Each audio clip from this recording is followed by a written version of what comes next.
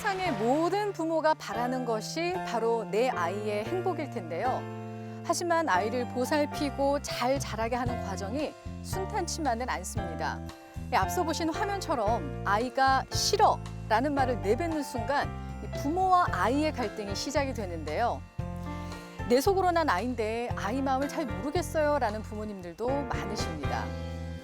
오늘 이 시간은 처음 부모가 되신 분들, 그리고 세상의 모든 엄마 아빠가 아이와 함께 행복한 가정을 꾸릴 수 있는 방법들을 고민해 보도록 하겠습니다. 첫 시간은 우리의 또 다른 이름이죠. 부모에 집중해 볼 텐데요. 오늘 이 시간 유아교육 전문가 김경란 교수님과 함께 얘기 나눠보겠습니다.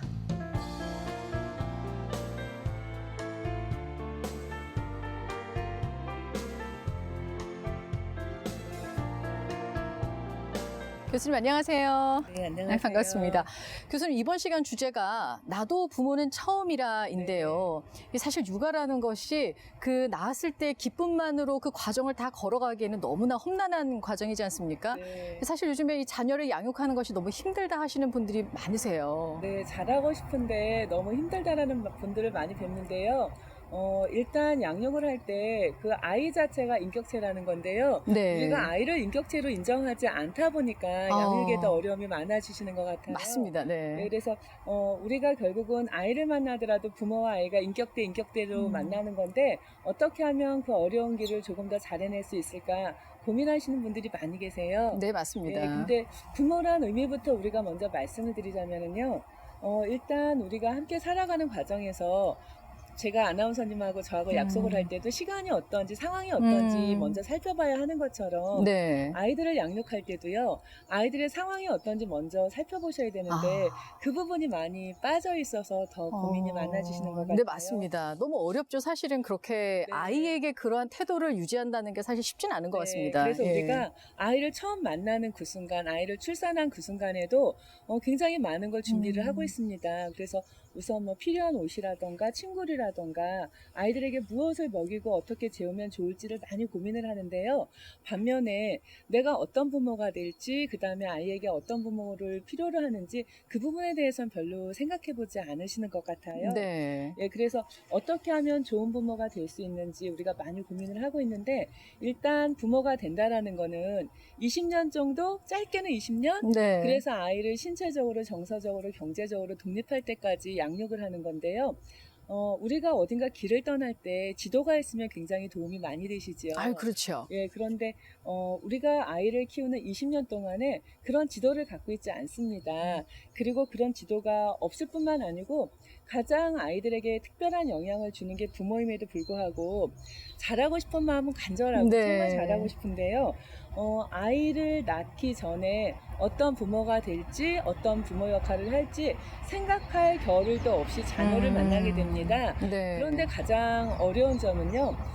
우리가 부모님에게 받았던 그 양육의 경험을 그대로 되물림한다라는 게 가장 더 어려운 점일 수도 있습니다. 네네. 예, 그래서 아이들을 만나면서 내가 어떤 부모가 될지 생각을 하는 데 있어서 내가 어렸을 때 했던 나쁜 경험들, 그 다음에 내가 어렸을 때 이런 부모가 되고 싶었다라는 그런 좋은 것들, 이런 것들을 다시 한번 생각해보는 그런 시간을 가지신다면 훨씬 더 좋은 부모로서 살아갈 수 있을 겁니다. 네.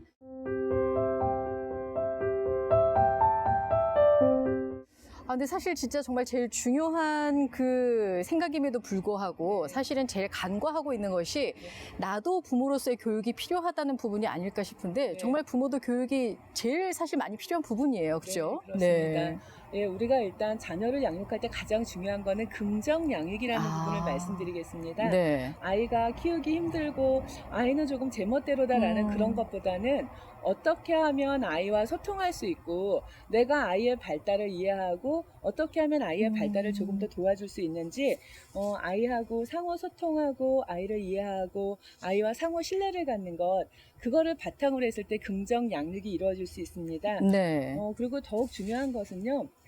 많은 아이를 대상으로 해서 인간 발달을 연구하는 학자나 심리학자들에 의하면은 어린아이들의 그 어린 시기의 부모와의 양육 경험이 아이들의 인생 전반에 걸친 관계에 계속 영향을 주게 됩니다. 예를 들어서 어린아이들에게 젖은 기저귀를 갈아준다라던가 네. 그다음에 배가 고프다라고 울었을 때 민감하게 네 울음소리만 듣고도 배가 고프구나라고 아이의 아. 어떤 배고픔을 해결할 수 있다라던가 네. 이런 부모님을 만나게 된다면은요, 아이는 끊임없이 세상에 대해서 믿을 수 있습니다. 아. 아, 내가 오니까 나의 어려움을 다 해결해 주시는구나. 네. 부모님께서 나를 이렇게 잘 돌봐주시는 것처럼 세상에 나갔을 때 모든 사람들도 나를 이렇게 따뜻하게 대해주겠지. 세상에는 이렇게 좋은 사람들이 많이 있겠지. 이런 인간관계의 어떤 신뢰가 있기 때문에 아이들은 굉장히 편안하게 성장할 수 있는데요. 네. 이런 것들을 바로 안정애착이라고 이야기합니다. 네. 근데 사실 그 많은 분들이 영유아기에는 아이가 뭘 모를 거야. 네. 그러니까 좀 너의 이런 요구사항은 좀 내가 힘들고 이럴 때는 조금 뭐 이렇게 지나갈 수도 있지 않니?라고 얘기를 하시는데 네. 지금 교수님 말씀을 들어보면 네. 정말 그 시기에 민감하게 부모가 반응을 해주는 그 네. 애착관계 형성이 제일 중요하다는 얘기신 네, 거잖아요. 그렇습니다. 우리가 딱 떨어지게 말씀을 드린다면 안정애착이라고 말씀을 드릴 수 있는데요. 네. 아이가 예를 들어서 내가 울음으로밖에 표현을 하지 못하는데 내 울음소리를 듣고서 배가 고픈지 기저귀가 젖었는지 몸이 아픈지 이거를 민감하게 울음소리만으로도 나의 어려움을 해결할 수 있는 부모님을 곁에 두고 있다면은 아이는 세상에 대해서 믿을 수 있는 그런 신뢰가 생기는 건데요. 네. 이런 안정애착의 정도가 굉장히 중요한 이유는 애착된 부모님을 기준으로 해서요, 아이가 주변을 탐색하고 그 다음에 새로운 것이 있더라도 만져볼 수 있고, 그래서 아이가 우리가 베이스 캠프라고 이야기를 하는데요, 부모님하고의 어떤 안정애착이 형성되면은 마음껏 세상을 나가서 탐색할 수 있는 그런 든든한 힘이 될 수 있습니다. 네. 그래서 어린 시기의 첫 1년 정도의 기간이 부모님하고 신뢰를 형성하는 기간인데요. 네. 그런 신뢰가 형성된다면은 그 이후에 다른 사람들하고도 또 다른 신뢰를 형성할 수 있고요. 그 다음에 부모님을 토대로 해서 아이들이 멀리 나가서 세상을 탐색할 수도 있고, 그래서 아이들의 어떤 정서적인 건 물론이고 신체적인 것, 인지적인 것, 이 모든 것들이 부모님하고의 안정애착을 토대로 해서 아이가 계속 잘 발달될 수 있는 것이기 때문에 네. 어린 시기에 부모와 자녀의 어떤 안정애착, 그래서 네. 우리 아이를 민감하게 요구를 잘 돌봐주시는 것, 그게 굉장히 중요한 요인이 될 수 있습니다. 그러니까 이제 이 안정애착이라는 게 결국에는 감정적으로 서로가 소통이 굉장히 잘 되는 경우다라고 바꿔서 또 얘기를 할 수가 있겠네요. 네, 그죠? 그렇죠. 그리고 우리가 왜 눈빛만 봐도 알 수 있어요 라는 이야기 참 네. 자주 하지요. 네네. 그런데 어린아이가 언어로 표현을 못하는데 저는 아이의 울음소리만 듣고도 우리 아이가 졸려온지 배가 고픈지 어디가 아픈지 알 수 있어요 라는 그런 어머님이나 부모님을 뵌다면 이미 안정애착이 잘 형성될 수 있는 그런 토대가 되어 있는 겁니다. 근데 사실 그러면 이 안정애착이랑 반대로 뭐 스킨십이 충분하지 않고 좀 아이의 반응을 제때 이렇게 알아차리지 못하게 된다면 네. 사실 이제 그건 이제 불안정한 것으로 이제 또 애착이 형성이 잘 안 되는 건 거잖아요. 네, 그죠? 맞습니다. 네. 우리가 안정애착의 반대말은 불안정애착이라고 할 수 있는데요. 결국은 내가 배가 고프거나 그다음에 기저귀가 젖거나 이렇게 나의 어려움을 호소하더라도 부모님의 상황이나 부모님의 기분에 따라서 우리가 약속을 잡을 때 상대방의 상황과 내 상황을 보아야 하는데 네. 그런 것처럼 아이의 상황은 보지 않고 부모님의 상황을 먼저 고려한다면 그게 바로 불안정 애착을 형성하는 거지요. 네, 그렇군요.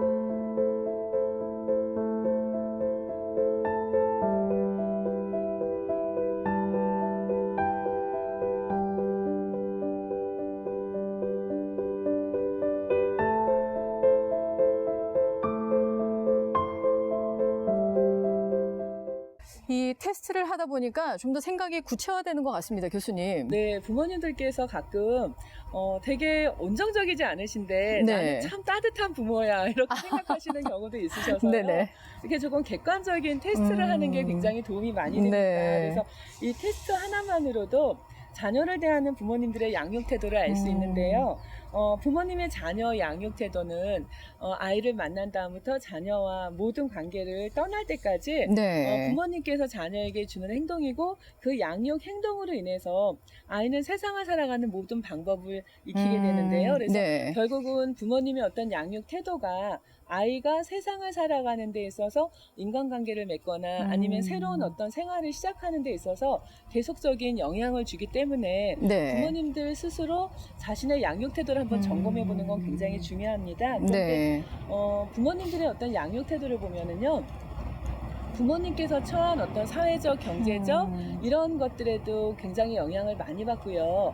또 하나는 부모님께서 어린 시기에 당신의 부모님으로부터 받았던 양육 경험, 맞아요. 네, 네. 이런 것들을 그대로 되물림하게 되는데요. 심지어는 어렸을 때 나는 이 다음에 엄마가 되면 저렇게는 안 할 거야.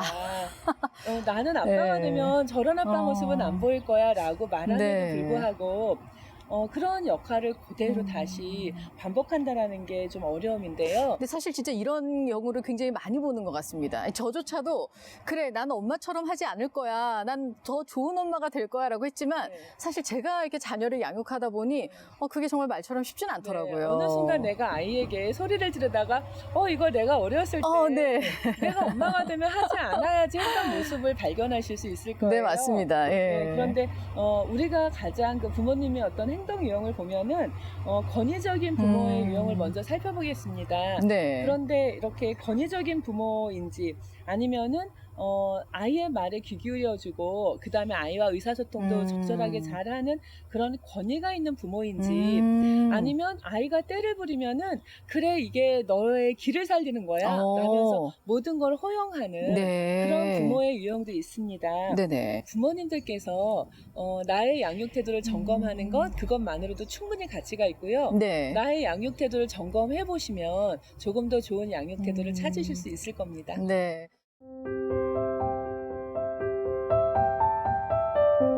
근데 사실 정말 말은 쉽지만 이게 나 자신부터 점검한다는 것 자체에 굉장히 좀 힘들어하시는 부모님들도 많으실 것 같기는 한데요. 그래도 우리가 좀 더 이렇게 노력을 한다면 최선의 방법이 있을까요? 그럼요. 지금 점검하신다면 네. 그동안 오랜 시간 해왔던 유형이 아주 조금씩 바뀌실 거예요. 네. 뭐 예를 들어서 너 짝꿍이랑 잘 지내고 왔니? 이렇게 이야기를 하면은 아이들의 대답은 네, 아니요. 둘 중에 하나입니다. 그렇죠. 그런데 부모님들께서는요. 조금 더 아이가 크면서 알고 싶어지는 게 더 많아지세요. 네. 심지어는 어떤 부모님께서는 아이 머리에 블랙박스를 장착시켜서 보내고 싶다. 그만큼 네. 아이의 일상에 대해서 많이 궁금해 하시는데요. 맞아요. 네. 아이들이 많이 대답을 안 해준다고 말씀하세요. 그렇더라고요. 네, 그런데 네. 아나운서님 같은 경우도 어떤 때 대답을 하기가 싫으세요?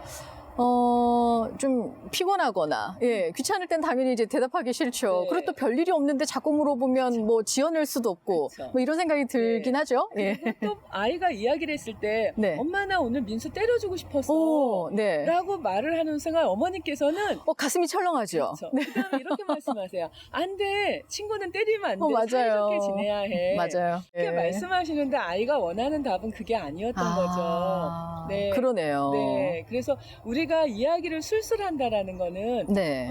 우리가 왜 조금 내 마음을 알아주는 사람이 있을 때 내가 나 학교 가는 거 힘들었어 그랬을 때 너 정말 학교 가는 거 힘들었구나. 네. 나 숙제가 많아서 싫어 그랬을 때 그래 아빠도 너를 보면서 아유 나는 저렇게 숙제하라 그러면 다시는 못할 것 같아. 네. 그다음에 뭐 우리 아이들 제일 많이 하는 말 이런 말 아닐까요? 나 학교 가기 싫어. 하루 종일 게임만 했으면 좋겠어. 맞아요. 쉬고 싶어. 예. 네.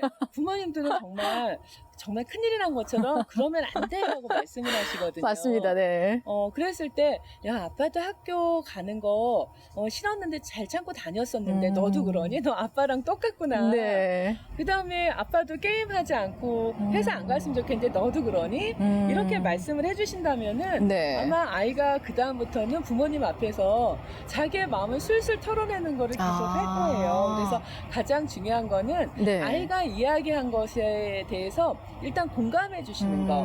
그러니까 마음으로 이야기하는 게 나쁜 일은 없거든요. 네. 그래서 우리 부모님들께서 공감을 해주시기보다는 타이르시거나 아니면은 그렇게 하면 안 되라고 훈계하시거나 맞습니다. 네. 네, 그런 반응이 많으니까 아이는 점점 입을 닫게 되는 거거든요. 네. 그래서 부모님께서 아이하고 의사소통을 하고 싶으시면 첫 번째는 귀 기울여 눈 맞춰 잘 들어주시고 지금 아나운서님께서 제 말씀을 네. 잘 들어주셔서 감사한데요. 네. 네, 그런 것처럼 그래서 잘 들어주시고 공감해 주시고 그래 네 마음이 그랬구나 라고 하신 다음에 그런데 말이야 네. 아빠도 게임하고 학교 가기 싫고 회사 가기 싫지만 갈 거야. 네. 너도 오늘 학교 가기 싫고 게임하고 싶지만 학교 잘 다녀오렴. 학교는 가야 하잖아. 이렇게 말씀하신다면은 아이들이 내 마음을 받아주는 부모님 앞에서 네. 많은 이야기를 술술술술 꺼내게 될 거예요.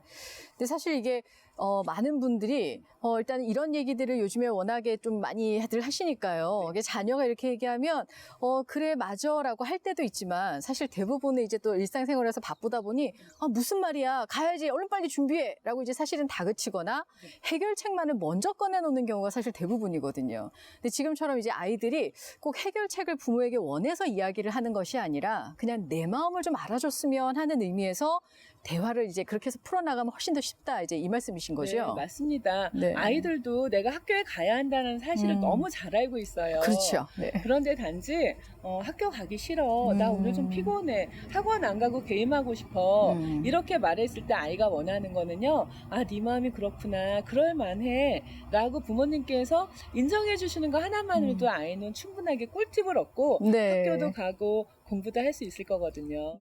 누구든 사실 여러 가지 시행착오를 겪기 마련입니다. 근데 이제 부모는 이제 자녀뿐만 아니라 자기 자신에 대해서도 정말 잘 알고 있어야 이 모든 문제들을 현명하게 해결해 나갈 수 있다는 이야기를 오늘 나눴는데요. 나를 돌아보고 또 자녀를 이해하고 그리고 또 공감하는 의사소통을 실천한다면 아마 지금 방송 보시는 여러분께서는 지금보다 조금 더 한 발자국 나아가 성장해 있는 여러분들을 발견하실 수 있을 겁니다. 교수님 오늘 말씀 고맙습니다. 네, 고맙습니다.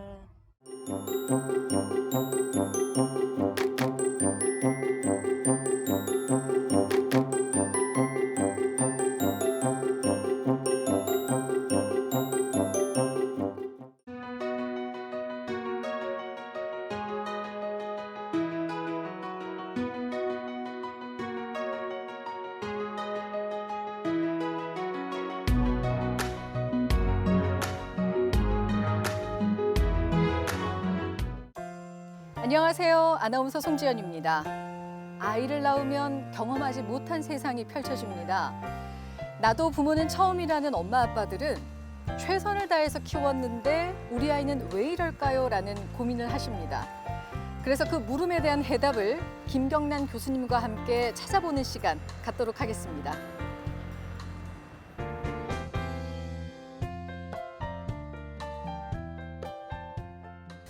오늘 주제가 우리 아이의 특성을 한번 이해해보자인데요. 사실 그 부모에게서 나왔는데 아이들마다 어쩜 이렇게 그 특성이 다를 수 있을까요, 교수님? 네. 아이들의 성장 과정이 모두 다릅니다. 네. 그래서 비슷한 성장을 하는 것 같긴 하지만은 조금 더 빨리 걷는 아이, 조금 더 느리게 걷는 아이, 또 조금 더 말문이 빨리 트여서 하고 싶은 말을 마음껏 하는 아이도 있고요. 네. 또 아이들의 경우에 사춘기가 언제 오는지에 따라서 부모님들이 양육의 어려움을 누가 더 빨리 경험하는지 그런 것도 있는데 어쨌든 세상 모든 아이들이 똑같은 아이는 한 명도 없습니다. 네.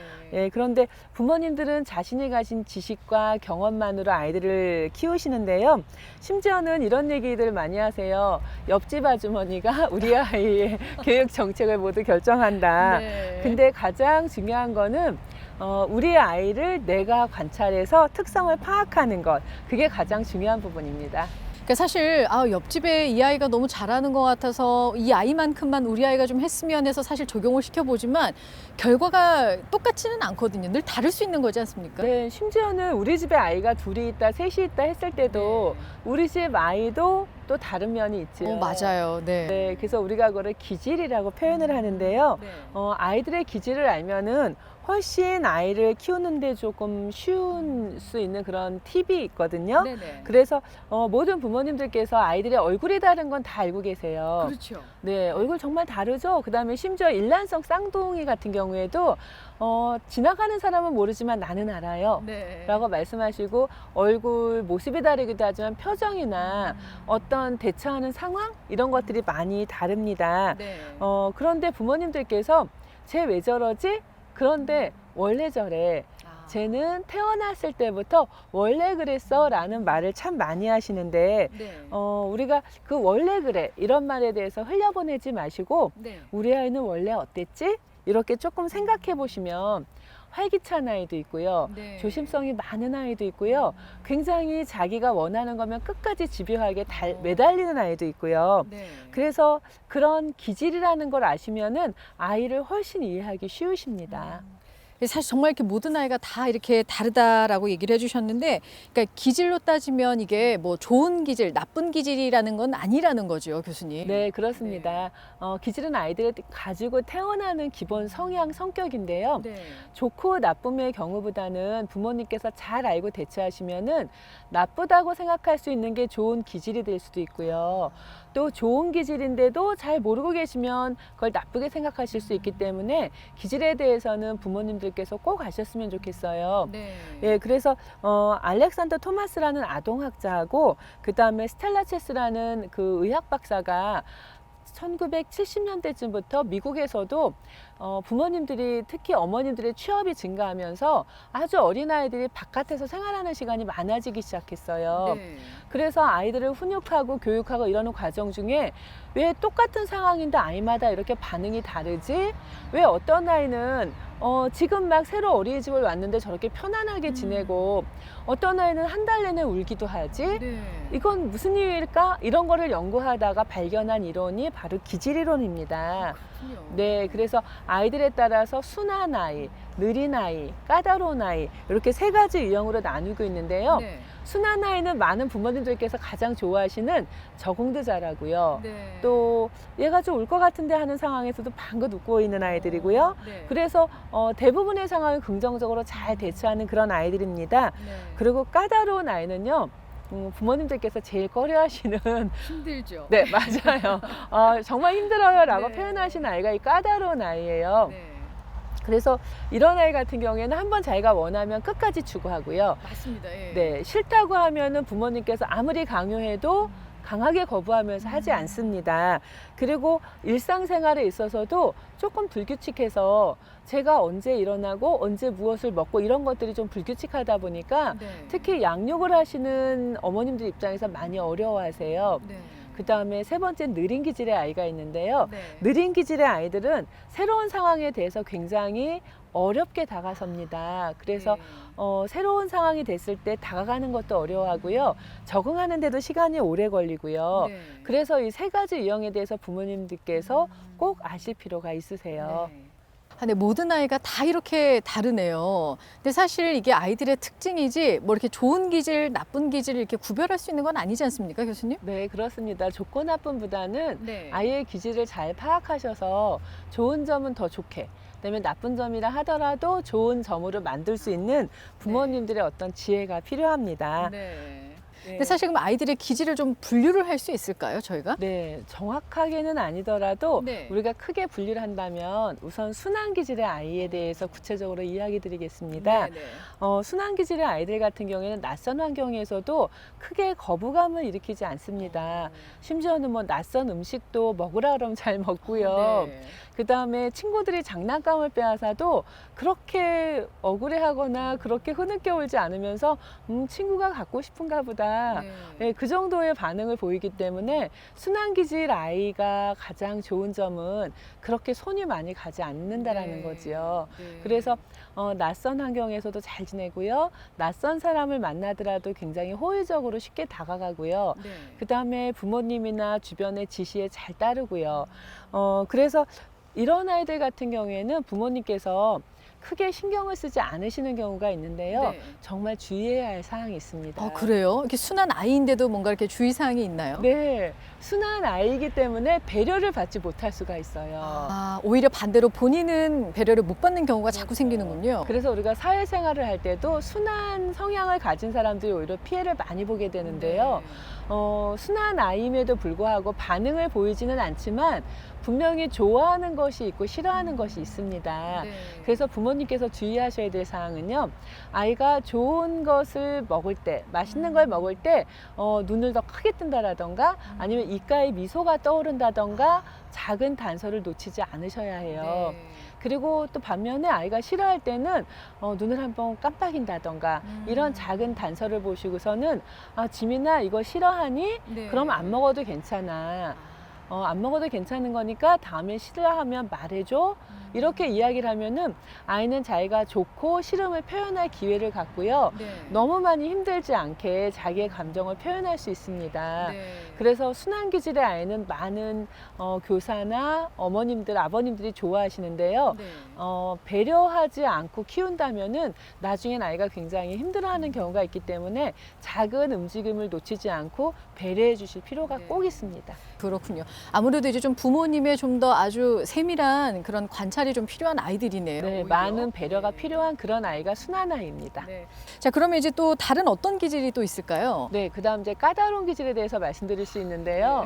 많은 부모님들께서 까다로운 아이 그러면 우리 집 아이요라고 말씀하세요. 그러니까요. 네, 그리고 까다로운 아이를 키우는 게 참 힘들다고 말씀하시는데 저는 반면에 까다로운 아이에게 장점이 참 많다라고 말씀드리거든요. 까다로운 아이는요, 아나운서님도 보셨겠지만 얘가 뭐를 좋아하는지 뭐를 싫어하는지 금방 굉장히 명확하죠. 명확합니다. 그래서 그 아이의 입장에서는 싫고 좋음이 분명히 나타나고요. 아무리 둔감한 주변 사람이라 하더라도 그 아이는 트러블 좋아해. 저 아이는 국수를 좋아해. 저 아이는 저건 절대 안 할 거야. 이런 걸 미루어 짐작하면서 상황을 배려하게 되거든요. 오히려 순한 아이들보다 까다로운 아이는 주변 사람들이 훨씬 더 많은 배려를 하게 되네요. 네, 싫어하지만 힘들지만 그래도 그 아이 입장에서 많은 거를 할 만한 것들을 미리 준비해 주시는 거죠. 너무 이렇게 걱정을 안 하셔도 되겠어요. 까다로운 아이들의 이제 부모님들께서는. 네, 심지어 어린이집 유치원에서도 까다로운 아이에게는 놀잇감을 양보하라던가 너 이거 참고 한번 해봐 이런 말씀을 하지 않으세요. 그런데 까다로운 아이를 키울 때 정말 주의하실 게 한 가지 있는데요. 까다로운 아이가 떼를 쓴다고 해서 안 된다고 말씀하신 상황인데 해주신다던가 누가 봐도 그건 안 되는데 할 수 없이 해주자라고 하시는 경우는 금하셔야 되는데요. 예를 들면은 마트에 갔는데 지난주에도 샀던 물건이에요. 그런데 이번에 엄마 나 저 트럭 사고 싶어. 네, 그랬을 경우에 안 돼. 너 집에 있는 거랑 똑같잖아. 그런데 아이가 사줘. 사달라고 그러면서 갑자기 누워서 떼를 쓰게 되면은 생각만 해도 난감하시죠. 난처하네요. 예, 많은 사람들이 나를 쳐다보고 있고 위기이죠. 부모님께는. 할 수 없이 사주자 라고 생각하신다면은요, 이 아이의 때는 갈수록 늘어날 것입니다. 왜냐하면은 안 된다고 했는데 내가 때를 부리면 부릴수록 내가 원하는 걸 다 가질 수 있으니까. 그래서 양육에 있어서 일관성이 가장 중요한데요. 처음부터 되는 거는 때 부리기 전에 그거는 괜찮아. 그건 엄마가 해주려고 했었어. 그건 너한테 필요한 거야. 라고 해주시고요. 절대 안 되는 거는 아이가 너무 많이 때를 부리고 주변의 시선이 불편하시더라도 지민아 네가 그렇게 때를 아무리 부려도 그거는 안 되는 거야. 한 번쯤은 단호하게 끊을 필요가 있다는 얘기신 거죠? 그래서 아이들 입장에서도 내가 이렇게 때를 부려도 안 되는 게 정말 있네? 우리 엄마 아빠가 이렇게 때를 부리는데도 안 된다고 말씀하시더니 진짜 안 해주시네? 이런 경험을 한번 꼭 하셔야 되는 거고요. 네. 그래서 까다로운 아이는 내가 원하는 것과 원하지 않는 것을 분명히 알고 있고 그것을 분명히 표현하고 그리고 관철시키기 위해서 끝까지 노력합니다. 네. 그래서 부모님께서 일관성 있는 양육을 하시면서 안 되는 것과 되는 것을 처음부터 단호하게 말씀하신다면은 까다로운 아이의 기질도 저는 참 매력적이라고 네. 생각해요. 설명을 들어보니까 정말 그러네요. 단순하게 그냥 까다로워서 힘들다라는 게 아니라 오히려 더 멋진 자기 개발을 훨씬 더 잘할 수 있는 성인으로 성장하는 발판이 되는 거네요. 그 맞습니다. 기질이. 네. 자, 그렇다면 이제 또 기질에 또 다른 기질은 어떤 게 네, 있을까요? 마지막으로 느린 기질의 아이가 있는데요. 네. 우리나라 부모님들 느린 기질 아이들 참 싫어하세요. 좀 답답해 하시는 면이 있죠. 그리고 일단 다른 아이들은 다 하는 것 같은데 내 아이가 못하면 속상하셔 하는 부분들도 많으시고요. 맞아요. 특히 네. 우리나라에서 가장 많이 사용하는 용어가 빨리빨리. 그렇죠. 예. 우리 모두가 선호하는 빨리빨리와 가장 반대에서 행동하는 네. 아이가 느린 아이거든요. 예를 들자면 3월이 되었을 때 친구가 바뀌고 교실이 바뀌고 선생님이 바뀌면 유난히 학교 가기 싫어하는 아이. 예. 네. 그다음에 낯선 환경, 낯선 음식에 대해서 주춤주춤하는 아이들. 느린 아이에게도 장점이 있습니다. 네. 우리 속담에 돌다리도 두들겨 가라라고 이야기를 하는데요. 네네네네. 느린 아이는 돌다리를 두들겨서 건너가는 사람을 관찰한 다음에 아, 저 돌다리는 튼튼하구나 라고 건널 수 있는 아이예요. 네. 어떻게 보면 좀 굉장히 안정적인 아이네요. 네. 절대 실수하지 않고 절대 많은 것을 잃지 않을 수 있는 아이예요. 네. 그런데 반면에 부모님께서 서두르시고 빨리 해봐라고 재촉하시면은 점차 자신감을 잃어갈 수 있습니다. 그렇군요. 그래서 뭐 혼자 하는 연구라던가 그 다음에 오랫동안 사람을 사귀면서 처음에는 낯설어서 못 다가갔지만 사귈수록 아주 진국으로 가는 그런 성향이 바로 이런 느린 아이입니다. 그래서 느린 아이에게 있어서 꼭 배려하실 거는요. 아이가 원할 때까지 조금 손잡고 기다려 주시는 것. 네. 아이가 다가설 때까지 부모님께서 괜찮아 하고 시간을 허락하시는 게 가장 중요한데요. 네. 느린 아이에게도 굉장히 많은 매력이 있어서 절대 실수하지 않고요. 그 다음에 나쁜 건지 좋은 건지 자기가 판단하고 나면은 그 다음엔 선뜻 앞으로 잘 자기 일을 진행할 수 있습니다. 이 교수님 말씀을 들으면서 보니까 부모로서의 나는 과연 어떤 사람인가 이런 궁금증이 또 생기는데요. 그래서 저희가 준비를 했습니다. 이 부모로서의 나 함께 체크해보는 시간 갖겠습니다.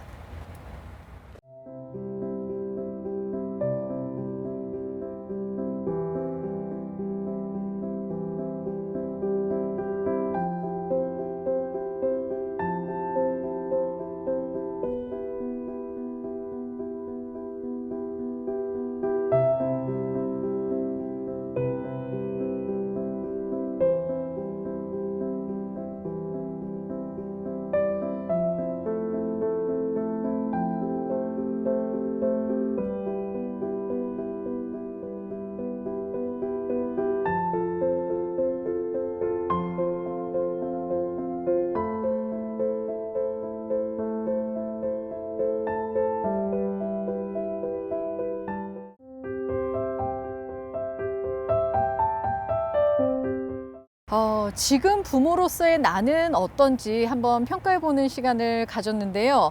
무엇보다 아이의 특성을 내 마음의 거울로 비춰서 보는 것이 아니라 아이의 있는 그대로의 모습을 그대로 보고 인정해주는 것이 필요하다. 그러면 좀 더 우리가 긍정 육아에 가까워지지 않을까 뭐 이런 걸 느낄 수가 있었습니다. 교수님 오늘 마지막으로 해주실 말씀이 있으시다면요. 네. 부모님들께서 첫 아이는 참 어렵다라고 말씀하세요. 그러면서 둘째 아이를 낳을 때쯤면 아, 이제 자신 있어. 내가 아이를 한번 키워봤으니까 라고 말씀을 하시는데 조금 키우면서 또 이렇게 말씀하세요. 어쩜 달라도 두 아이가 이렇게 달라요. 라고. 제가 얘기한 거 교수님 꼭 알고 얘기하시는 것 같네요. 네, 그렇게 말씀하시는데요. 네. 아이들의 얼굴이 다른 것처럼 기질도 정말 다르고 그렇지만 기질을 잘 알고 이해하시면은 장점을 장점으로, 단점을 또 장점으로 만들어 주실 수도 있고 네. 아이하고 소통이 잘 되면서 더 웃음 지을 일이 많으실 수 있을 거예요. 네. 오늘 긍정 육아 또 성장하는 부모 다시 한번 그 의미를 되새기는 시간이 아니었나 싶습니다. 교수님 오늘 말씀 고맙습니다.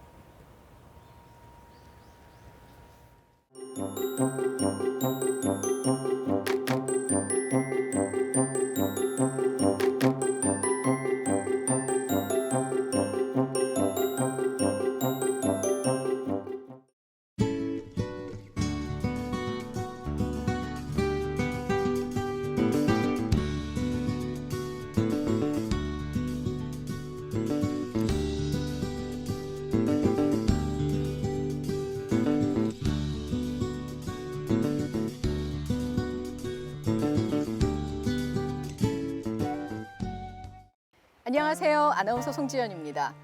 이전 시간에는 부모로서의 나를 진단해보고 우리 아이의 특성에 대해서 생각해보는 시간을 가졌습니다. 이번 시간에는 실제 사례를 통해서 부모 교육에 좀 더 깊숙이 다가가는 시간을 만들 텐데요. 앞서 보신 화면처럼 엄마의 마술봉은 아니더라도 이럴 땐 이렇게 하라고 했지라고 한 번쯤 떠올려 보시면 좋을 것 같습니다. 오늘 좋은 말씀 함께해 주실 유아교육 전문가 김경란 교수님 만나보겠습니다.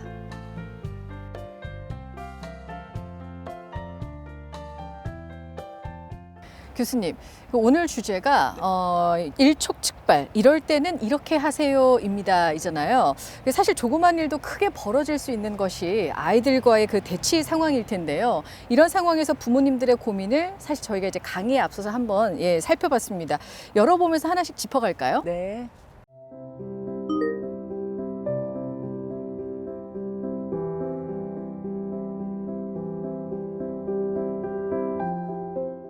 지금은 사실 이제 전면 등교를 많이들 하고 있지만 이 코로나 시국에는 사실 학교를 많이 가지 않다 보니 대부분의 아이들이 미디어에 꽤 많이 노출이 됐었잖아요. 아무래도 이제 원격 수업을 하면서 아이와 부모 간에 이런 부딪히는 일들이 좀 많았을 것 같은데 이 어머니께서도 사실은 굉장히 많이 참으시다가 폭발하신 게 아닌가 뭐 이런 생각이 들거든요. 네. 그 게임하는 아이가 너무 시간을 오랫동안 하니까 등짝을 한 대 딱 때리고. 아유, 그러니까요. 네, 그랬더니 아이가 경찰서에 신고를 했다. 정말. 네, 정말 어머님께서 세상이 무너지는 느낌이실 것 같아요. 그러니까요. 네, 그런데 제가 한 가지 꼭 여쭙고 싶은 말이 네.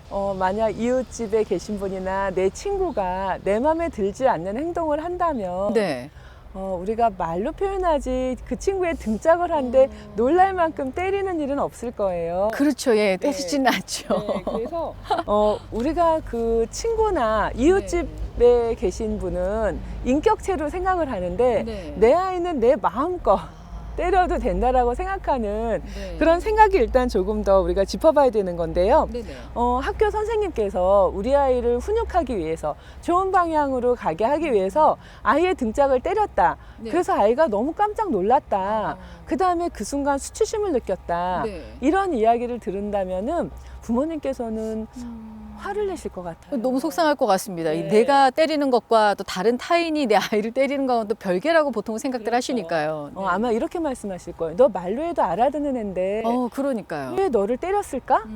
야, 듣고 나니까 화가 난다. 네. 이런 말씀을 하실 것 같아요. 네. 또 하나는 아이를 체벌할 수 있는 가장 중요한 이유가 아이는 내 소유다, 내 자식이다 라는 그런 생각이 강하게 있기 때문인데 네. 이제부터는 아이가 경찰서에 신고하는 거 있을 수 있는 일이기 때문에 네. 부모님께서도 생각을 이제부터는 조금 바꾸셔야 합니다.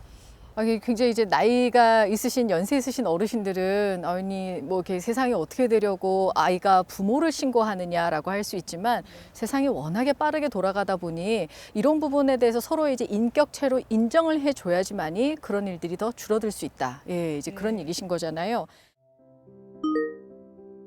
지금 이 화면에 보면 사실 이제 다른 친구를 다치게 한 건데요. 사실 이런 상황들이 꽤 많지 않습니까? 그렇죠. 이럴 때 부모님들은 너무 당황스럽거든요. 네. 어떻게 하면 좋을까요? 아마 어린이집이나 유치원에서도 친구를 때리거나 이런 불상사가 있기도 하고요. 그런데 이 4살짜리 아이에게 부모님께서는 친구와 사이좋게 지내, 때리면 안 돼라는 말씀을 즐겨 하셨을 거예요. 네. 그래서 부모님께서 때리면 안 된다고 했잖아 라고 말씀을 하실 텐데요.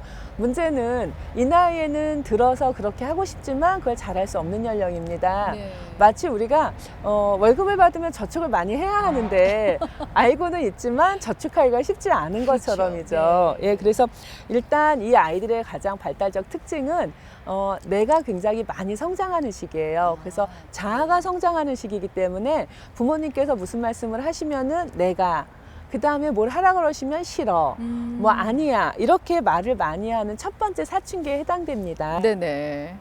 그리고 또 하나는 아이가 왜 친구에게 나쁜 행동을 했는지 조금 아이의 눈높이에서 아이의 하루를 아침부터 잠들기까지 부모님께서 역지사지의 심정으로 바라봐 주시면 좋겠어요. 네. 네, 그래서 혹시 동생이 태어났다. 예, 그러면 분노가 굉장히 많아지는 시기예요. 그렇죠. 네. 예, 그래서 동생이 태어났을 때 아이가 느끼는 불안감은요, 부모님께서 아이에게 집중하시다 보니까 태어난 아이는 혼자 할 수 있는 게 없으니까 네. 아이를 많이 안아주시고 기저귀 갈아주시고 늘 동생을 많이 돌보시면서 아이가 느끼는 거는 부모님께서 나를 버리신 건 아닌가? 그랬던 것 굉장히 같습니다. 굉장히 예. 불안해하지요. 네. 그러니까 그런 불안감, 그다음에 또 하나는 혹시 이 나이가 되면서 공부가 중요해.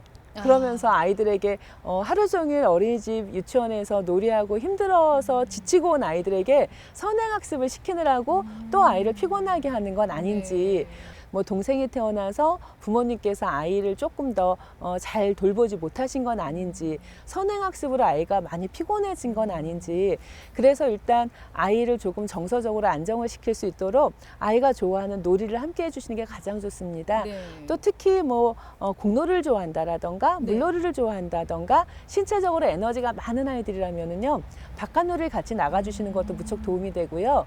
또 샤워를 시키실 때 욕조 안에 물을 받아놓고 물놀이를 마음껏 하게 하시는 것도 도움이 됩니다. 그래서 아이들이 정서적으로 뭔가 힘들어했을 때 친구를 때리거나 아니면 하지 말라는 행동을 더 많이 하거나 이렇게 부모님께서 보시기에 사고뭉치가 되는 네. 수가 있습니다. 네. 그래서 아이의 눈높이에서 우리 아이가 요즘 무엇이 힘들어서 조금 더 저렇게 미운 행동을 할까 살펴보시면 분명히 답이 있습니다.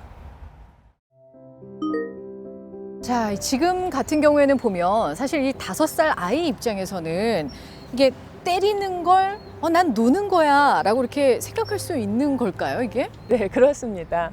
이런 질문들 참 많이 제가 접했었어요. 왜냐하면은 아이를 안아줄 때 아이가 엄마나 아빠 이렇게 얼굴에 손을 댔는데 아빠가 웃으면서 그러지 마 라고 웃으면서 이야기를 하시는 거죠. 네네. 그런데 아이들이 반응을 할 때는요, 누군가 어떤 행동을 했을 때 엄마나 아빠의 얼굴이 웃는 얼굴이었다. 그건 허락이에요. 그렇군요. 네, 그래서 예를 들어서 어린아이가 새로운 걸 봤을 때 이렇게 손을 대고 만지는데 엄마가 웃으면은요, 만져도 괜찮다. 되는구나. 네. 그렇죠. 우리 엄마가 이건 허락하신 거구나. 그런데 손을 가만히 대는데 엄마가 치치라고 말씀하시면 이건 안 되는 거구나. 우리 엄마랑 아빠가 이거 만지지 말라는 거구나. 이렇게 생각을 하게 되거든요. 아이가 행동을 하자마자 0.5초 이내에 그거는 아빠가 아파. 그건 네가 때린 거야. 아빠 네. 그래서 싫어. 라고 단호하게 아이의 눈높이에서 짧게 설명해 주시면은요, 몇 번 그렇게 진행하면 아이는 다시는 아빠나 엄마를 이렇게 때리는 놀이를 하진 않을 거예요. 네. 와, 진짜 대한민국의 10대들은 정말 화가 많은 것 같습니다. 사실 또 그럴 수밖에 없는 구조기도 하죠. 예.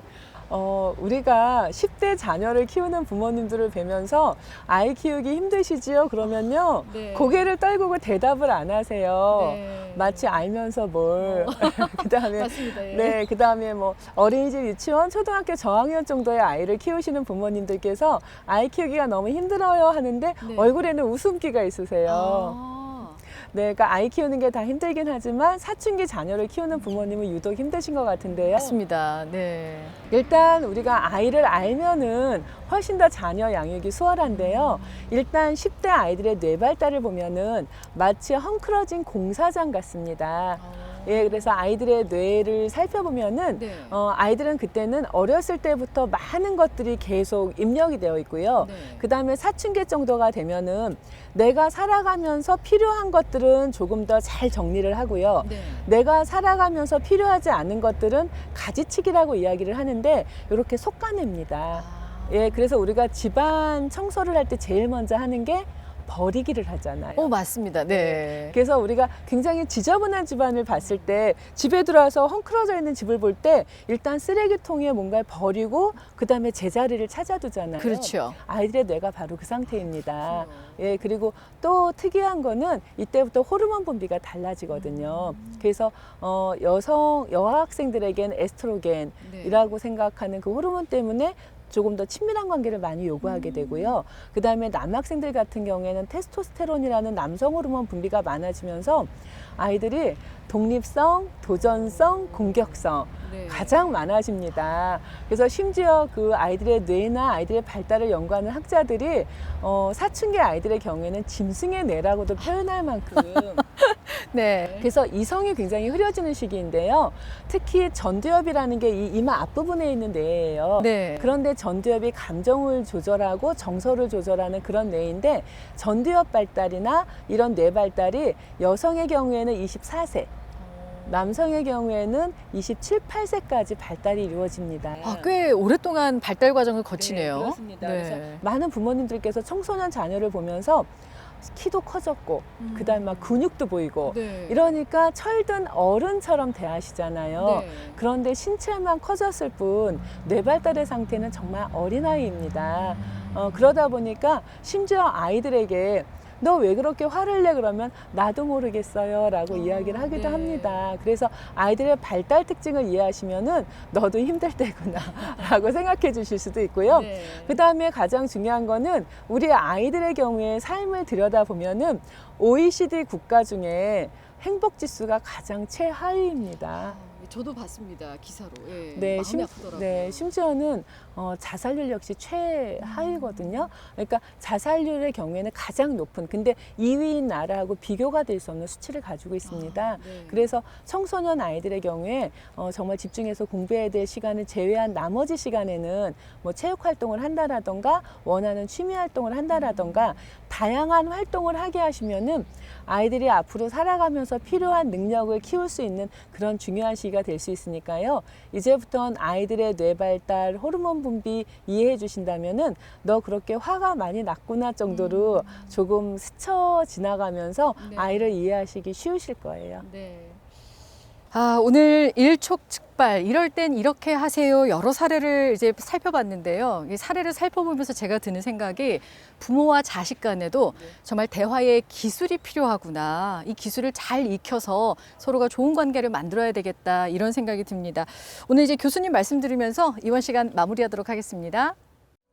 부모님께서 아이들에게 이야기를 듣고 싶다 하시면은 아이의 말에 우선 공감해 주시고요.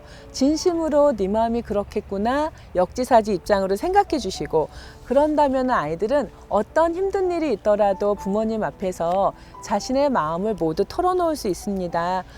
아이들이 가장 힘든 순간에 누군가에게 자기의 마음을 표현할 수 있고 더군다나 세상에서 가장 사랑하고 가장 사랑받고 싶어하는 부모님께 자기의 어려운 마음을 털어놓을 수 있다면 아마 세상이 그렇게 두렵거나 어렵지 않을 겁니다. 이제부터 부모님께서 아이의 하루 일과가 궁금하다. 내 속으로 낳은 자식이지만 네 마음을 모르겠어 라고 생각하신다면은 아이에서 문제를 찾기보다는요. 내가 그동안 어렸을 때부터 아이와 어떻게 말하면서 지냈는지 아이가 뭔가 털어놓았을 때 과연 나는 어떤 태도와 어떤 표정을 보여줬었는지 돌아보시기 바랍니다. 이제부터는 아이가 작은 말 한마디 할 때 놓치지 마시고 눈 반짝 뜨시고 눈높이 맞추시고 조금 더 바쁜 일이 있더라도 경청하면서 아이의 말을 끊지 않고 끝까지 들어봐 주시기 바랍니다. 그렇다면은 아이들은 주변 사람들과도 이야기 나눌 수 있고 부모님과도 이야기 나눌 수 있고 조금 더 든든한 지원자를 얻고 세상을 살아가게 될 것입니다.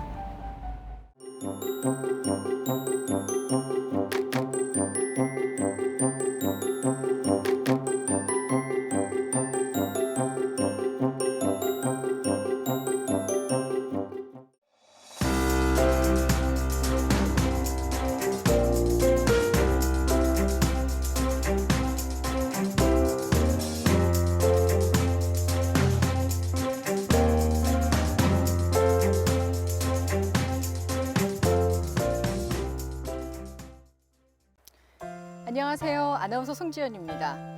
이 앞서 보신 화면처럼 같은 공간에 함께 있지만 각각 다른 세상에 살고 있는 것 같은 가족들의 모습. 요즘 우리 주변에서 많이 목격되죠. 그래서 오늘 이 시간에는 이 스마트 시대를 살아가는 우리 부모들이 어떻게 하면 좀 더 현명하게 자녀를 양육할 수 있을지 유아교육 전문가 김경란 교수님과 함께 고민해 보도록 하겠습니다.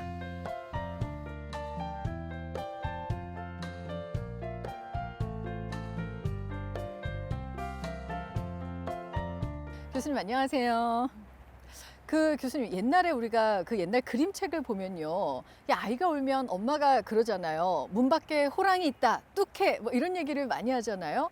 근데 사실 이제는 이 문 밖의 호랑이나 곶감보다 아마 이게 아이들의 울음을 그치는데 한 수위가 아닐까 싶습니다. 바로 스마트폰인데요. 정말 이 미다스의 손처럼 편리했던 스마트폰이 이제 정말 어마어마한 후폭풍으로 다가오고 있거든요. 사실 요즘에 많은 부모님들이 줄 때는 편했는데 우리 아이를 스마트폰에 뺏긴 것 같아요라는 얘기를 정말 많이 하십니다. 네. 그런 것처럼 아이들에게 네. 스마트폰은 너에게 어떤 거야? 그러면 보물 1호예요. 라고 말합니다. 속상하네요. 네. 그런데 우리도 스마트폰을 가끔 사용하다 보면은 이 스마트폰이라는 기기에 내가 관심을 보이지 않는다라는 게 오히려 이상할 만큼 네. 너무 재미있는 내용도 많이 있고요. 그다음에 세상의 모든 것을 알고 싶을 때 스마트폰만 있으면 세상에 궁금한 모든 것들이 해결되거든요. 그러니까요. 또 하나의 어떤 통로가 되는 거잖아요. 그렇죠. 예. 그래서 심지어는 그 청소년들 보면은 스마트폰과 먹을 것만 있으면 나를 가둬놔도 괜찮아 라고 말할 만큼 네. 만사 다 해결되는 그런 부분입니다. 그런데 이렇게 아이들에게 재미있고 즐거운 이런 사탕, 달콤한 이런 기기를 어떻게 좋은 영향력으로 아이들에게 발휘할 수 있을까? 네. 그래서 우선 우리 아이들이 얼마만큼 이 스마트폰에 노출되어 있고 인터넷에 노출되어 있는지 그 결과를 먼저 조금 살펴볼 필요가 있습니다. 네. 네, 2020년도에 과학기술정보통신부에서 스마트폰 과의존 실태에 대한 조사를 매해 하고 있습니다. 그래요? 예, 그런데 2020년 조사에 의하면은 과의존 주요 대상은 청소년은 36%까지 이르고요. 네. 또 유아나 아동도 28%까지 이르니까 굉장히 심각한 상황이고요. 네. 또 힘든 양육 문제를 해결했었던 이 스마트폰이 아까 말씀하신 대로 폭풍의 눈이 되었습니다. 그러니까요. 그래서 예전엔 주어서 조금 여유가 있어서 좋았는데 이제는 스마트폰에 아이가 눈을 떼지 못하니까 네. 부모님들의 염려가 되는 그런 상황이 됐지요. 네. 그래서 학교에서도 이 스마트폰이라던가 아니면 뭐 동영상이라던가 이런 것들을 어떻게 이용할지 교육을 많이 하고 있습니다. 네. 그런데 가장 중요한 거는요, 더 많은 시간을 편안하게 지내는 그런 가정에서도 교육이 함께 이루어지고 부모님께서도 중독은 무엇인지 또 중독을 예방하려면 어떻게 도와줄 수 있는지 아셔야 되는 그런 부분입니다. 네. 사실 이 아까 교수님께서 말씀하셨지만 스마트폰을 사용하는 연령대 자체가 정말 계속 낮아지고 있는 것 같거든요. 그러면 이렇게 왜 이렇게 자꾸 늘어나는 걸까요? 네, 일단 가장 중요한 거는요, 초등학교 1학년, 2학년 같은 경우에도 일단 스마트폰이라던가 어떤 뭐 컴퓨터 이런 것들이 있어야 수업을 할 수 있었던 네. 그런 코로나19 시대에 수업이 비대면으로 전환되었다라는 그런 부분입니다. 네. 그리고 또 하나는 외부 활동을 마음껏 할 수 없다 보니까 아이들이 가정, 실내에서 머무는 시간이 길어졌고요. 네. 그리고 그러다 보니까 스마트폰이나 어떤 컴퓨터 이런 것들을 줄까 말까 고민하던 부모님들께서 줄 수밖에 없던 그런 상황이 맞아요. 되었었던 거죠. 네.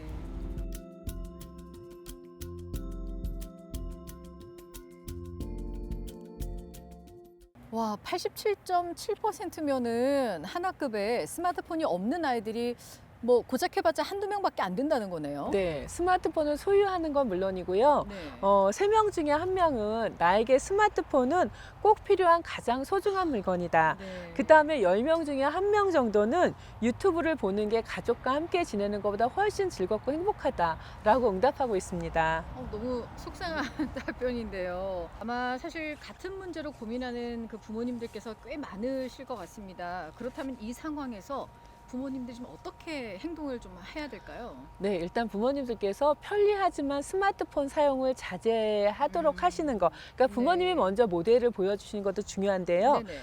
영유아게 스마트폰을 많이 노출된 아이들은 팝콘 브레인이라고 이야기합니다. 네, 여러분들도 아마 스마트폰을 많이 사용하시다 보면 영상이 굉장히 빠른 속도로 움직인다던가 네네. 아니면 굉장히 즐거운 음악, 빠른 음악이 많이 나오게 되거든요. 그랬던 것 같아요. 네, 그러다 보니까 아이들이 빠르게 나를 움직이게 할 수 있는 어떤 감각적인 것들이 아니면은 집중하지 못하는 현상이 생기거든요. 네. 그래서 스마트폰에 오래 노출된 유아들의 특징 중에 하나가 어떤 정서적인 활동, 정적인 활동에 집중하지 못하고 과잉 행동 장애를 보이는 ADHD 현상을 보인다던가요. 부모님들께서 책 한 권을 제대로 엉덩이에 붙이고 보지 못하니 라고 말씀하시는 네. 그 현상에 바로 직결되는 게 바로 네. 스마트폰에 영상 노출이 많이 되는 유아들의 경우입니다. 그렇군요.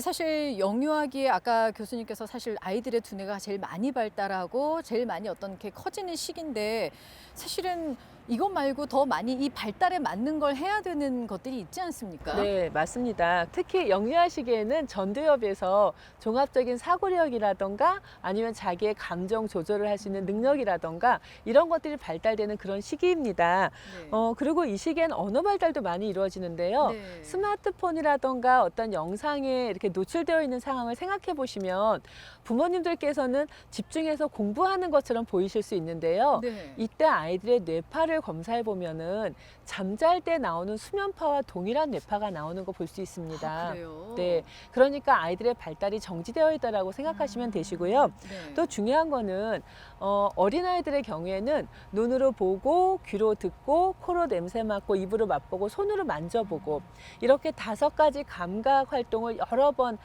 많이 즐기는 동안에 인지 발달도 이루어질 수 네. 있고 신체 발달, 정서 발달, 언어 발달, 사회성 발달이 이루어질 수 있는데요. 네. 유아들이 멈추어 있는 상태에서 스마트폰이라던가 영상을 집중해서 보는 동안은 결국은 아이는 멈춰 있는 상태가 되는 거죠. 발달도 멈춰 있고 경험도 멈춰 있고요. 또 더 중요한 거는요. 1살에서 2살까지는 사람들하고의 관계를 많이 지속하면서 네. 특히 부모님과 가족과 또래들과 사회적인 발달, 그다음에 나를 돌봐주는 사람과의 특별한 애착 관계 이런 걸 형성하는 게 훨씬 중요한 시기인데 네. 이런 시기에 아이들이 꼭 해야 되는 경험을 하지 못하고 영상에 노출되었기 때문에 더 많은 그런 악영향을 미치게 되는 중요한 시기가 네. 됩니다. 그러면 이제 그 아이들이 스마트폰을 통해서 사실은 뭐 대부분의 부모님들이 그래도 이왕 볼 거면 좀 더 교육적인 걸 봤으면 좋겠다 해서 그런 걸 틀어주시는 경우도 많거든요. 아무리 교육적인 거라 하더라도 스마트폰을 보는 동안은 내 아이의 뇌는 사실 잠자고 있는 거나 다름없다라는 거네요. 네, 맞습니다. 그래서 많은 부모님들께서 교육적인 거니까 아이가 교육 활동을 하는 게 아니냐. 네. 아이도 즐겁고 부모님 입장에선 교육이 되지 않느냐라는 그런 말씀도 하시는데요. 그런 부분에서 아이들은 노출이 많이 되면 많이 될수록 즐거움도 많이 경험하고 그다음에 손에서 뗄 수 없는 그런 상황이 될 수 있습니다. 네. 그래서 우리가 그런 현상, 그러니까 내가 이제 그만해야지라고 생각할 때도 계속 하고 싶다던가 그렇죠. 예. 아니면 내가 이거를 그만하기로 한 시간이 되어서 부모님께서 이제는 그만할 시간이야 라고 말씀을 하시는데 나는 이거를 도저히 화를 내는 거죠. 중단할 수 예. 없어서 화가 나는 현상 네. 이런 것들이 바로 중독이라고 우리가 이야기할 수 있는 상황이기 때문에 아이들에게 노출이 많이 된다라는 건 중독으로도 연결될 수 있는 그런 위험 부담도 있습니다. 네. 근데 사실 그 코로나 시대 때문에 아이들이 어찌됐든 간에 이 전자기기를 굉장히 많이 가까이 하게 됐거든요. 근데 지금 교수님 말씀처럼 너무 일단 좋지 않다고 이제 얘기를 들으신 부모님이 무조건 그냥 갑자기 보지 마, 안 돼 라고 해버리면 사실 또 거기에 대한 부작용이 분명히 또 있을 것 같거든요, 교수님. 네, 훨씬 더 네. 어려운 상황이 될 수 있습니다. 그래서 이런 영상 매체를 아니면 스마트폰, 전자기기를 제한하는 것보다는 네. 어떻게 사용하는 게 더 좋을 수 있는지 너는 어떻게 사용하려고 부모님과 아이가 함께 시간에 대해서 협의를 하거나 네. 아니면 내가 보아야 하는 어떤 내용에 대해서 이야기를 나누거나 네. 그런 부분이 훨씬 바람직합니다. 그래서 오히려 부모님께서 스마트폰을 뺐거나 네. 아니면은 더 이상 할 수 없게 뭐 요금 제한을 바로 걸어두신다던가 이런 것들이 오히려 더 악영향을 미칠 수 있기 때문에 네. 부모님께서 독단적으로 하시기보다는 엄마나 아빠는 네가 스마트폰 하는 시간이 너무 길다고 생각해 어느 만큼 줄일 수 있을까 해서 아이와 이야기를 나누시고 조금 더 협의를 하는 네. 그런 시간이 꼭 필요합니다. 네. 그럼 교수님 좀 이렇게 구체적으로 방안을 좀 제시해 주시면 어떨까요? 네, 일단 많은 부모님께서 부모 역할이 힘들다라고 말씀하시는 가장 중요한 이유는 너만 잘하는 게 아니고 일단 네. 내가 좋은 모습을 보여주면서 맞습니다. 너도 나처럼이라고 네. 얘기해야 되는 그런 게 부모 역할이 어려운데요. 네. 일단 아이들에게 스마트폰이나 게임 말고 그만큼 즐겁게 몰입할 수 있는 활동을 할 수 있도록 배려하는 게 중요합니다. 다른 취미에 어떤가를 찾아주는 게 중요하다는 네, 그렇죠. 얘기시죠? 그런데 부모님들께서 개인 그만하고 공부해라고 말씀을 잘 하시거든요. 맞아요. 그런데 세상에서 제일 재미있는 게임을 그만하고 그러니까요. 세상에서 제일 어렵고 하기 싫은 공부를 하라고 말씀하시니까 도저히 게임을 중단하고 공부를 할 수 없는 상황이 되는 거죠. 그렇죠. 그래서 게임만큼은 아니더라도 게임을 그만할 만큼 즐거운 활동을 준비해 주셔야 되세요. 네. 그래서 아이가 그 시간에 게임이 아니더라도 내가 영화를 보니까 참 재미있더라. 친구들하고 함께 만나서 축구를 하니까 재미있더라. 네. 그래서 조금 다른 몰입할 활동을 찾아주시는 게 중요한데요. 게임을 그만하는 것만 중요한 게 아니고 게임을 그만했을 때 그 시간을 어떻게 활용하고 우리 아이가 어떤 즐거움을 찾고 어떤 의미 있는 활동을 하는지 네. 그런 것들이 더 중요하다라는 거죠. 네. 그래서 아이가 몰입할 즐거운 일, 그 다음에 내가 정말 하고 싶은 일, 난 이 다음에 무엇이 되고 싶어, 네. 아니면 무엇을 하니까 즐거워 하는 그런 걸 찾아주는 게 제일 중요하고요. 네. 지금 게임을 하는 게 무척 안 좋은 상황이고 최악의 상황입니다. 그런데 가장 바람직한 상황으로 가는 게 어렵다면은 게임보다는 덜 좋은 상황이지만 네. 그래도 그걸 하는 것보단 낫다는 활동으로 할 수 있도록 도와주시는 게 무척 차선책을 중요합니다. 찾으시는 게 필요하네요. 그렇죠. 네. 그래서 아이가 공부는 안 하더라도 나 밴드를 배울래. 나 막 뭐 공부는 안 하더라도 친구랑 좀 영화를 보러 갔다 올게. 네. 그랬을 때 허락해 주신다면 네. 게임을 하는 시간은 훨씬 줄어들 수 있겠죠.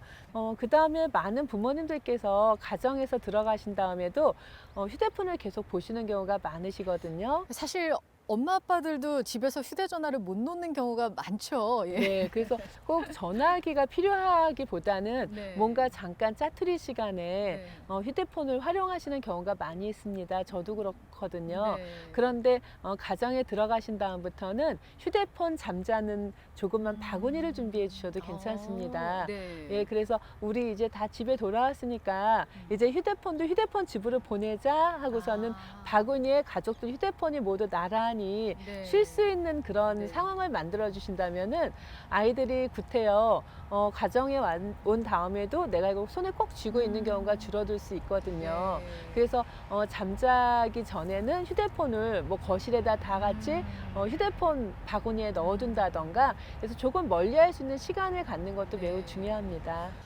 들으면 들을수록 부모가 된다는 건 너무 힘든 일인 것 같습니다. 나 먼저 좋은 모습을 보여야 자녀가 자연스럽게 따라오니까요. 정말 그런 부분이 참 어려운 것 같은데 지금 사실 이제는 이게 우리나라의 어떤 경우라면 해외에서는 뭐 어떤 식으로 이런 부분에 대해서 조금 뭐 다른 방안들이 좀 있을까요? 네, CNN에서 연구를 한 그런 결과가 있습니다. 네. 그러니까 또 특히 코로나 때문에 비대면 수업이라던가 비대면 활동들이 많아지면서 네. 항상 컴퓨터나 아니면 스마트폰을 봐야 되는 시간이 더 많아지고 있는 거죠. 그런데 여러분들께서도 아마 아이 방에 컴퓨터가 있거나 그다음에 아이 손에 스마트폰이 쥐어져 있으면은 무엇을 하고 있는지 파악이 어려우시죠.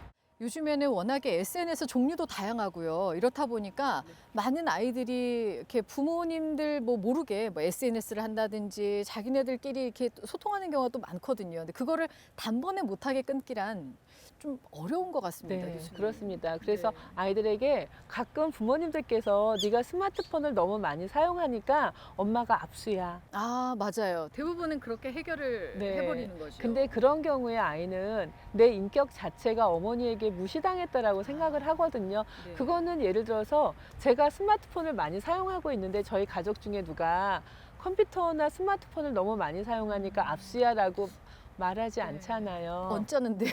네, 그래서 어른들은 업무에 꼭 필요한 거를 사용하는 게 아닌데도 어른들은 마음껏 사용해도 되고 아이는 네가 그걸 가지고 뭘 하겠니라고 생각하시는 것 자체가 문제가 있기 때문에 네. 아이랑 협상을 조금 벌이셨으면 좋겠어요. 네. 그래서 네가 어느 시간대 스마트폰을 사용할런지 어떤 일을 할 때 사용할런지 조금 함께 약속을 정해 보시고 그런 부분에서 네. 아이를 인격체로 대하시는 거 무척 중요합니다. 아, 왜 스마트폰을 할까? 우리 아이가 왜 이렇게 스마트폰에 빠져들까? 근데 사실은 그 즉각적으로 오는 반응들, 자극적인 반응들이 있어서 그런 게 더 아닌가 생각이 드는데요.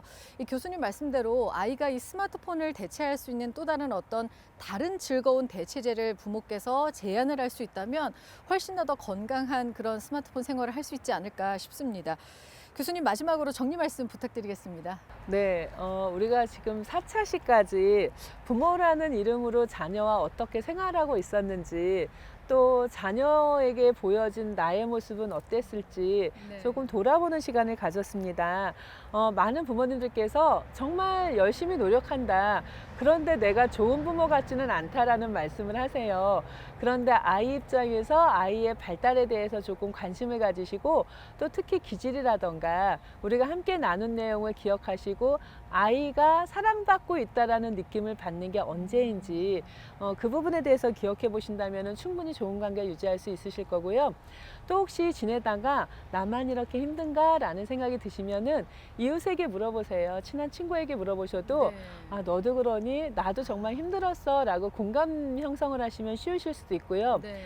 또 이거는 내가 조금 더 도움을 받아야 될 것 같아 라고 생각하시면 전문가의 도움을 받는 것도 지혜로운 방법이 될 수 있습니다. 네, 오늘 말씀 고맙습니다. 유아교육 전문가 김경란 교수님과 함께했던 시간이 세상을 바꿀 수는 없지만 아이와 여러분의 시선이 바뀌는 시간이 되셨으면 좋겠습니다. 함께해 주셔서 고맙습니다.